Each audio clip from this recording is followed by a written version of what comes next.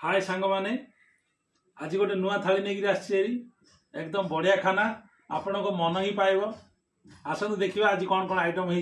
देखु भात गोटे थाली तार संगे तुर डाली एटा आम कटी पोटला आलू गाजर बीट पड़ी गोटे भजा है कालीर मटन तरकारी किसी बंची जाइए आ मटन तरकारी भी मिली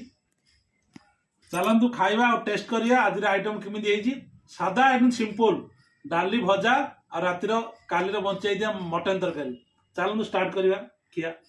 प्रथम डाली टे पकेबा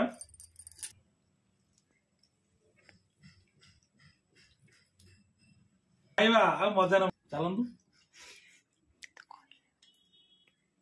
बढ़िया है भजाटा आज ताजा ताजा भजाटा टी ताकिदेवा देखु भजा हेल्ले बहुत बढ़िया है बेसी मसला मसली पड़नी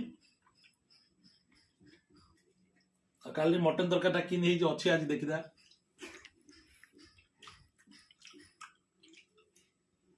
काली हेल्ले आज अधिक स्वाद लगुच